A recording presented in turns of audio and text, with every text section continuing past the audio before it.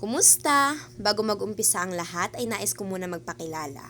Ako si Anshirina at nais kong ibahagi sa inyo ang paborito kong pabula, ang kuneho at ang pagong.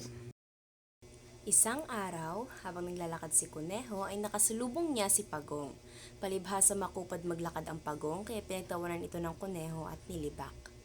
Napakaiksi ng mga paa mo, Pagong. Kaya ubod ka ng bagal maglakad. Wala kang mararating yan. Labis na insulto ang pagong sa mga sinabi ng kuneho. Para patunayan na nagkakamali ito ng akala, ay hinamon niya ito sa isang karera. Maaaring mabagal nga akong maglakad, subalit matibay ang katawan ko. Hindi mo ako matatalo. Nabibigla ka yata, Pagong. Baka mapahiya ka lamang.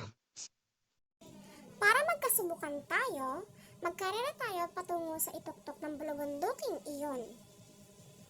Ganoon na lamang ang katuwaan ng mayabang na kuneho sa hamon na iyon ni Pagong. Nagtawag pa ito ng mga kaibigan para manood sa gagawin nilang karera.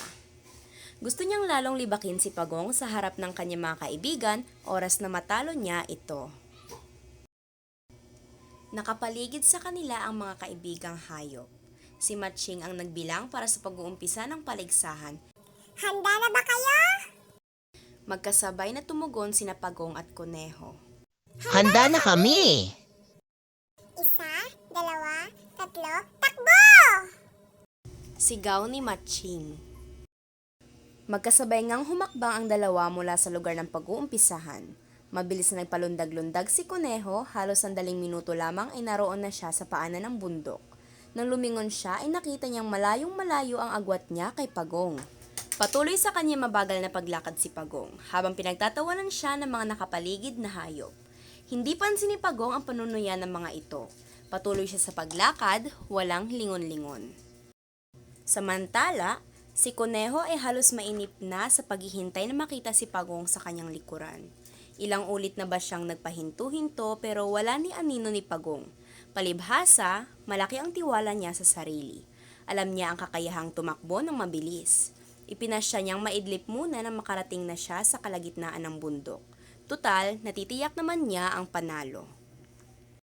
Patuloy naman sa kanya mabagal na paglakad si Pagong paakyat, hanggang sa marating niya ang kalagitnaan ng bundok. Naraanan pa niya si Kuneho na mahimbing na natulog at malakas na naghihilik. Nilampasan niya ito at nagpatuloy siya sa paglakad hanggang sa marating niya ang hangganan ng kanilang karera. Nang magising naman si Kuneho ay muli itong tumingin sa ibaba ng bundok. Subalit, hindi pa din makita si Pagong. Humanda na siyang maglakad muli paakyat ng bundok, subalit ganoon na lamang ang gulat niya nang matanaw si Pagong na naroon na sa ituktok ng bundok. Naunahan na pala siya.